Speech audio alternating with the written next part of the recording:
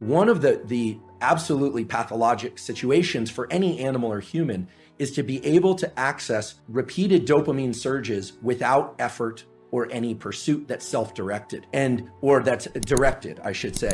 So for instance, cocaine, a drug which potently increases dopamine, or methamphetamine, which potently increases methamphetamine, but doesn't require any sort of adaptive action pursuit except to acquire the drug and spend money on it. No sacrifice. So essentially what ends up happening is the circuit that gets rewarded is only the drug-seeking behavior, and no other behavior will give the kind of potent dopamine release that cocaine or methamphetamine will, which is why they are so pernicious. Now, likewise, right. I'm not... Well, plus they have that powerful reinforcing effect, right? So not only do you get that kick, but what's reinforced by the dopamine release is the behaviors that were right prior, particularly right prior to the ingestion. And if all that is the drug-taking behavior, that's all that develops. That's right. You build that monster inside your head. That's right. So I can see where you're going on the pornography front. Right. So I was starting to get a lot of questions. I was kind of surprised. I thought, well, I'm male, and maybe that's why they feel comfortable asking. But people were saying, we're asking about pornography, and they were asking, I realize we want to, I'll just be direct about it. They were asking whether or not masturbation was bad. They were asking whether or not masturbation with ejaculation was particularly bad. And here's my stance on this. I'm a biologist and a neuroscientist, not a psychologist. But what we know for sure is that if an individual repeatedly engages in this circuitry, let's say masturbation and pornography, with increasingly potent forms of stimulation that are on a screen, a couple of things happen. First of all, what's being reinforced? What's being reinforced is a high dopaminergic response to watching other people engage in sexual behavior, which is very different than being in a first-person sexual experience. Okay, so right there, that what's being reinforced is not actually any kind of improvement in communication skills. Voyeurism. It's voyeurism.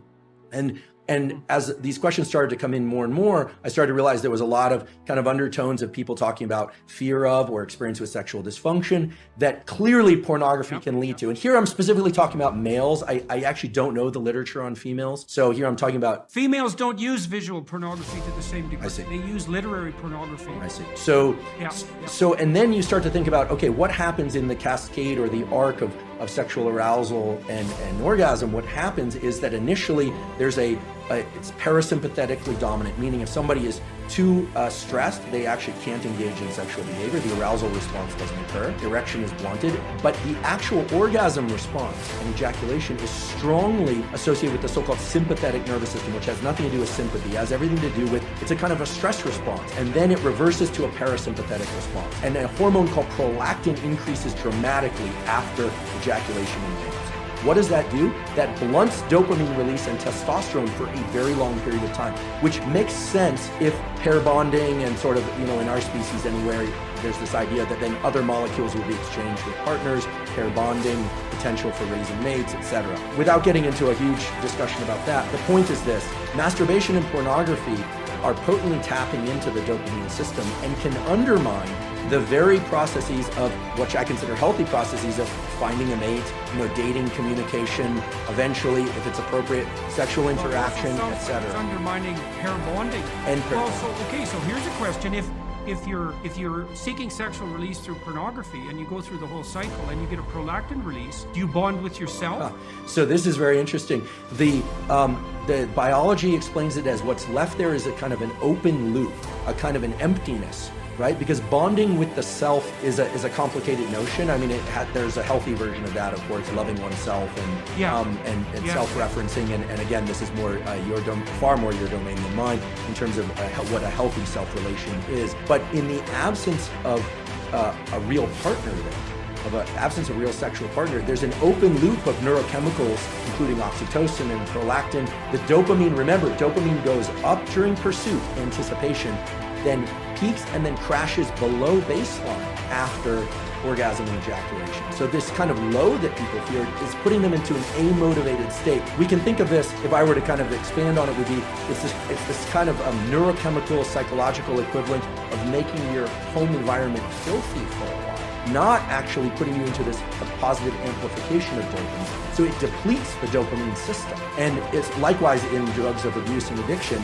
it eventually depletes the dopamine system. Initially, there's a huge dopamine surge with drugs of abuse like methamphetamine and cocaine. But over time, people are using more and more to achieve what is not such a great high. You even see this a little bit with kind of consumption of energy drinks. Like people are taking more and more chemicals within their energy drinks, and they're thinking about loud, fast music, energy drinks, this kind of stacking of dopaminergic tools. Now that's not as pathologic. In fact, there are some energy drinks I'll occasionally drink and I enjoy them. I don't think we need to be entirely afraid of pursuing or engaging in things that release dopamine. Obviously, healthy sexual behavior, food that we love, social engagement, all of these things can be dopaminergic.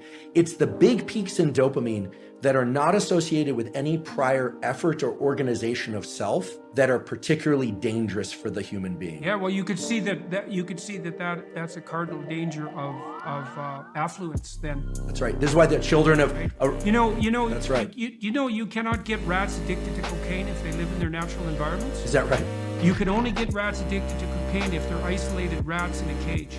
Yeah, they won't bar press for cocaine in the natural environment, and it's because they have alternative sources of dopaminergic gratification.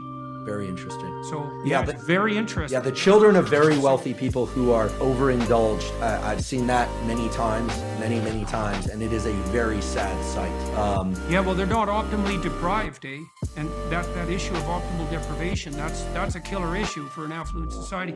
There's an additional issue with pornography, which is not often discussed, which is that, remember, guys in particular, the brain is a learning prediction machine. And I'm not trying to say that all pornography is bad, but there are good data to support the idea that if your brain learns to be aroused by watching other people have sex, it is not necessarily going to carry over to the ability to get aroused when you're one-on-one with somebody else, right? Especially young kids who are consuming a lot of pornography, the brain is learning sexual arousal to other people having sex. So you're going to program yourself into being a voyeur? Or just create challenges in sexual interactions with peers, with a real partner. Right? Mary Harrington has the 3 laws of pornodynamics, and the second law of pornodynamics is the law of fap entropy. It says that whatever you start out wanking to will get progressively more intense over time. And I think that this is sort of speaking to that ever sort of escalating amount of the wildness that you need to watch in order to get an ever decreasing stimulus that comes back. And here I'm approaching this only through the lens of biology, right? I'm not a psychologist, and I'm certainly not political in any way. At least I have ideas about politics, but I just don't discuss them publicly. But the idea here is that, I'm not saying pornography as a stimulus is bad or good. What I'm saying is, in its availability and its extreme forms, it's a very potent stimulus, and very potent stimuli of any kind, extremely palatable food, extreme pornography, extreme experiences like bungee cord jumping, those set a threshold for dopamine release. And Anna will tell you that, and I'm sure she did, that the higher the dopamine peak, the bigger the drop afterwards. And it's not that you drop to baseline, you drop below baseline. Again, it's not, these things aren't good or bad, they just have to be controlled in a way, because when people are pursuing dopamine peaks over and over and over, and they aren't getting them, typically it's because they've been pursuing that activity far too often. And you're saying perhaps take a break from that, and there may be an ability for yourself, your system, to reset. Right. Yeah, I mean, in theory, all the things that we're talking about with pornography could be superimposed onto food, or could be superimposed onto real sex, right? That one also has to be cautious there, right? But the cycling back and forth between dopamine and low dopamine states, dopamine fasting as it were, but maybe just low dopamine states. These are natural rhythms that exist in the nervous system. We have to remember what the dopaminergic system is there for. I'll say it again, I wasn't consulted at the design phase, but we know as a generic form of motivation and pursuit. You can imagine the human or the animal that's hungry or thirsty. It needs energy to go pursue the thing. So the idea that you have to eat in order to get energy, that's true. You need energy in order to get the thing to eat. So our nervous system has energy also, that's dopamine and epinephrine. Yes, we use glucose and glycogen, etc. when we're pursuing things, but the idea here is you're pursuing something, and then either by smell or by sight, you think you're on the right track. So you go down that track and then, there it is. You get some berries, or you get, let's get prehistoric about this, or you get to kill the prey and eat it, and then it gives you energy to continue this pursuit or to reproduce. I mean, there's a reason why humans and other animals seek out reproduction, is that every species, but certainly humans, have 2 innate desires built into them, whether or not they decide to actualize this or not, is the desire to protect young and make more of its own species. Every successful species does that. Even if people don't have children, in general, people care about children